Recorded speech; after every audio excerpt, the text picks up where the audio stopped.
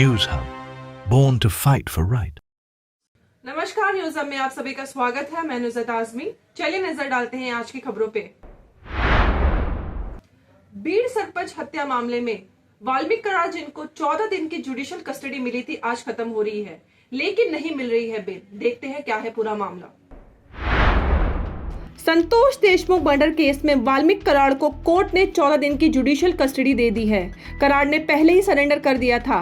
इसके अलावा वो पहले से ही एक एक्सटॉर्शन केस में जुडिशियल कस्टडी में है। सीआईडी ने कुछ इश्यूज क्लैरिफाई करने के बाद उन्हें फुल जुडिशियल कस्टडी दे दी है। वाल्मीकि कराड़, जो संतोष देशमुख के मर्डर केस के अक्यूज्ड हैं, की एसआईटी कस्टडी आज खत्म हो रही थी। आज की हियरिंग जो वीडियो कॉन्फ्रेंस के जरिए हुई, उसमें कोर्ट ने कराड़ को 14 दिन की जुडिशियल कस्टडी दे दी है। हियरिंग के वक्त एक्यूज्ड और प्लानफिट के लॉयर्स प्रेजेंट थे। एक्यूज्ड ने लॉयर्स ने इस दौरान जुडिशियल कस्टडी की डिमांड की। संतोष देशमुख मर्डर केस में कराड़ के अगेंस्ट मकोका रजिस्टर नहीं हुआ था। कराड़ ने 31 दिसंबर को सरेंडर किया था और तब से वो कस्टडी में है। आज की हियरिंग ज्यादा देर तक नहीं चली और कोर्ट ने जल्दी डिसीजन ले लिया। हर केस में पुलिस कस्टडी के दिन फिक्स्ड होता। जब सीआईडी ये बताती है कि इन्वेस्टिगेशन पूरी हो गई है, तब जुडिशियल कस्टडी की जाती है। कराड़ के केस में अभी इन्वेस्टिगेशन शुरुआती स्टेज में है। इसके अलावा कराड़ एक एक्सटॉर्शन केस में भी जुडिशियल कस्टडी में है और अब उन्हें संतोष देशमुख मर्डर केस में भी जुडिशियल कस्टडी मिल चुकी है। जुडिशियल कस्टडी मिलने के बाद एक्यूज्ड बेल के लिए अप्लाई कर सकता है, लेकिन कराड़ के लिए बेल मिलना मुश्किल लगता है क्योंकि मकोका का क्लॉज उन पे लागू किया गया है। पिछली हियरिंग में भी कराड़ ने एक्यूज्ड मांगी। देशमुख मर्डर केस में मेन एक्यूज को जुडिशियल कस्टडी मिल सकती है, इसलिए अब कराड़ को भी वही कस्टडी दे दी गई है। हियरिंग के दौरान सीआईडी ने कराड़ को फर्दर कस्टडी की डिमांड नहीं की, लेकिन एक वीडियो जो वेडनेसडे को सामने आई थी, उसमें वाल्मीकि कराड़ को विष्णु चाटे के ऑफिस में देखा गया था, जिस दिन उन्होंने रैंसम की डिमांड की थी। उस वक्त कराड़ के साथ सुदर्शन गुले, कृष्णा अंधाले और प्रतीक गुले भी थे, जो संतोष देशमुख मर्डर केस में मेन एक्यूज्ड हैं। पुलिस इंस्पेक्टर राजेश पाटिल भी उनके साथ मौजूद थे। इस फैसले के बाद सोशल एक्टिविस्ट अंजलि दमानिया ने सवाल उठाया है कि वाल्मीकि कराड़ को जुडिशियल कस्टडी कैसे मिली। यह फैसला काफी चर्चा में है। अब मुंबई से गोवा सिर्फ 8 से 10 घंटे में पहुंचा जाएगा। नया शक्तिपीठ एक्सप्रेस सफर को बनाएगा आसान और आरामदायक।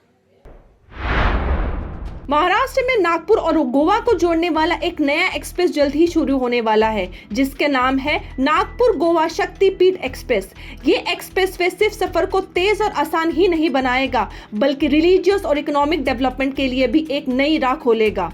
वर्धा से सिंधुदुर्ग तक फैला हुआ ये एक्सप्रेस वे बड़े पिलग्रिमेज साइट्स को भी कनेक्ट करेगा, जो देवियों और टूरिस्ट के लिए एक बूंद साबित होगा। इस एक्सप्रेस की लंबाई 802 किलोमीटर होगी और इसमें 6 लेन कॉरिडोर्स रहेंगे। इसका विकास Maharashtra state road development corporation के द्वारा किया जा रहा है।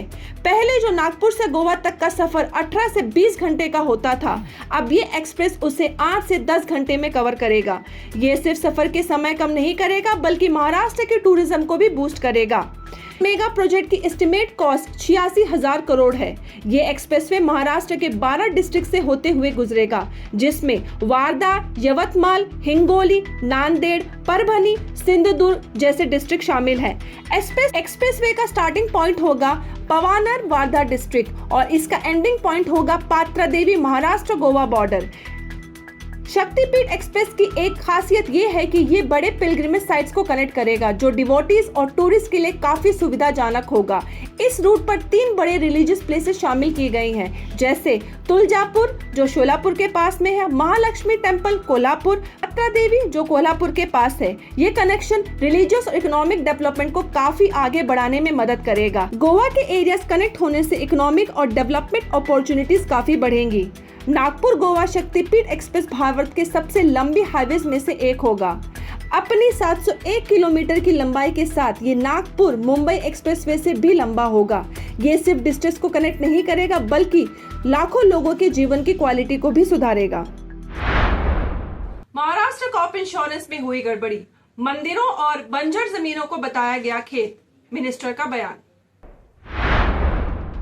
महाराष्ट्र के क्रॉप इंश्योरेंस स्कीम में बड़ी गड़बड़ियां सामने आई हैं, जहां मंदिर और नॉन एग्रीकल्चर एरियाज को गलत तरीके से फार्मलैंड दिखाया गया। ये बात एक गवर्नमेंट रिव्यू के दौरान सामने आई, जिसमें स्कीम का इम्प्लीमेंटेशन में लूप होल्स पकड़े गए।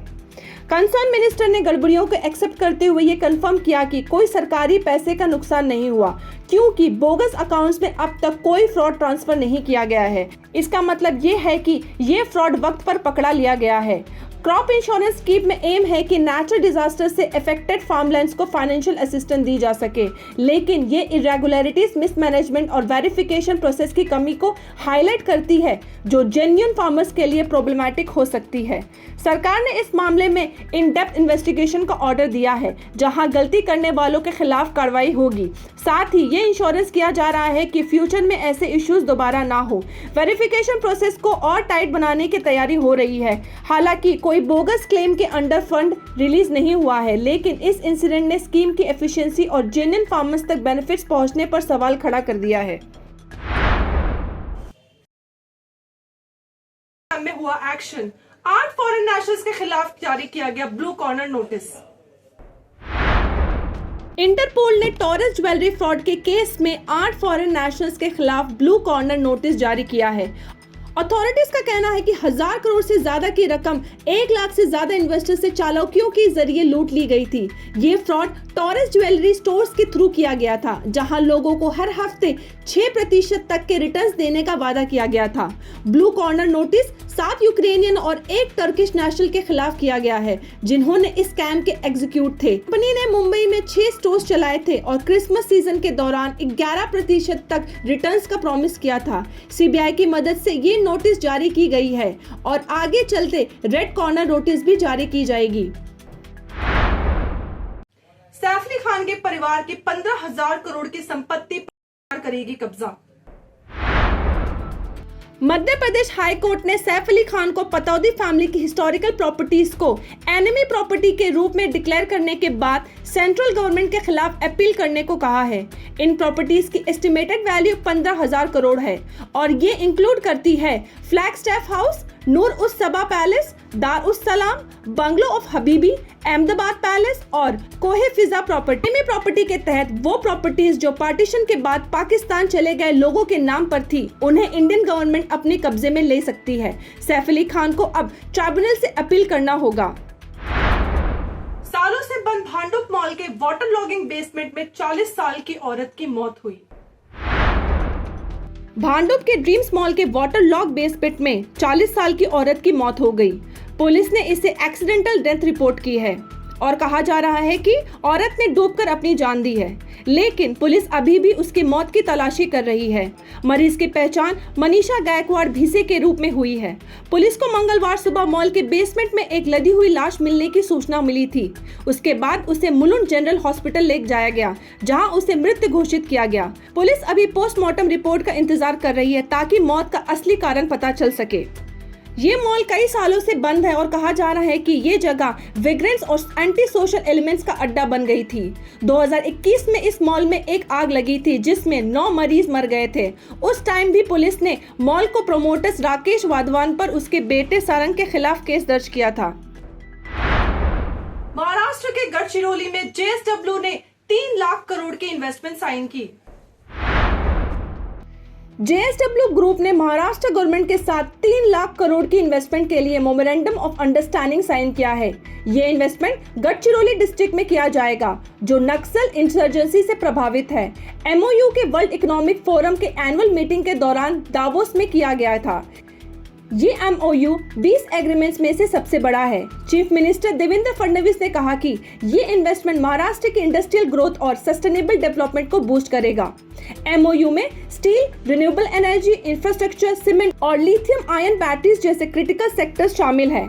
फडणवीस ने यह भी कहा कि इस कोलैबोरेशन से गढ़चिरौली की स्टील सिटी बनने की उनका विजन पूरा होगा और महाराष्ट्र को एक इंडस्ट्रियल और इकोनॉमिक पावर हाउस बनाया जाएगा।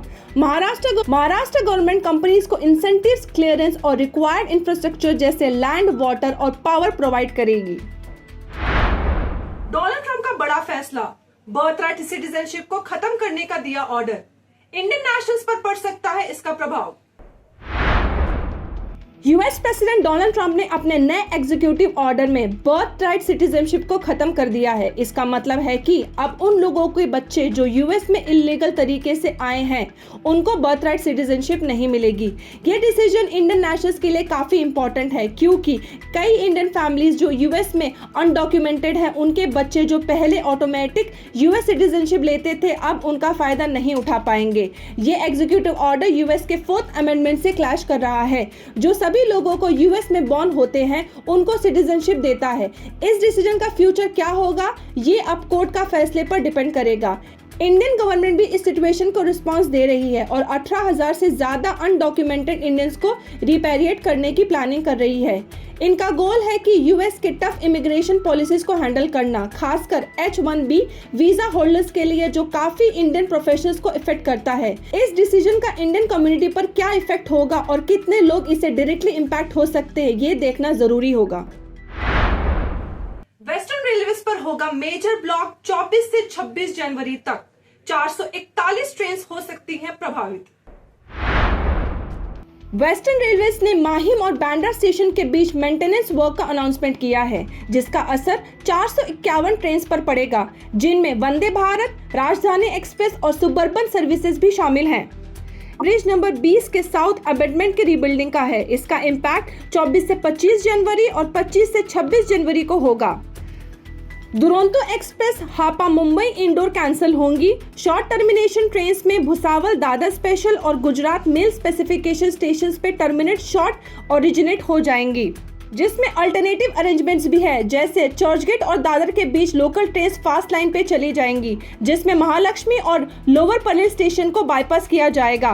रीशेड्यूल ट्रेन में से Vande Bharat express, Gujarat superfast express और भी इंपॉर्टेंट ट्रेन में 45 से 50 मिनट का डिले होगा। अपनी जर्नी अकॉर्डिंग प्लान करें ताकि आपको किसी भी इनकन्वीनियंस का सामना ना हो। स्टे अपडेटेड और सेफ ट्रैवल करें। महाराष्ट्र में 400 करोड़ का कॉन्ट्रैक्ट दिया गया ऑटोमेटेड व्हीकल टेस्टिंग स्टेशंस लगाने के लिए। Maharashtra ministry of road transport and highways ने रोसमेटा टेक्नोलॉजीज को 400 करोड़ का कॉन्ट्रैक्ट दिया है। इसके under 21 automated testing station state के हर कोने में लगाए जाएंगे। एक साल में काम करना शुरू कर देंगे। ये स्टेप व्हीकल फिटनेस टेस्टिंग को बेहतर बनाने के लिए इसमें टोटल 41 ऐसे सेंटर सेटअप किए जाएंगे। इन सेंटर्स को ऑटोमेटेड फिटनेस मैनेजमेंट सिस्टम्स के थ्रू चलाया जाएगा, जिसमें लोग अपने टेस्ट स्लॉट्स ऑनलाइन बुक कर सकते हैं, रिजल्ट देख सकते हैं और फिटनेस सर्टिफिकेशन डाउनलोड कर सकेंगे। टेस्ट की क्वालिटी को इंश्योर करने के लिए हर 6 महीने में ऑडिट्स भी किए जाएंगे। आज के लिए बस इतना। मैं नुज़रत आज़मी, धन्यवाद। Please like, share, subscribe and do comments your feedback. News Hub, born to fight for right.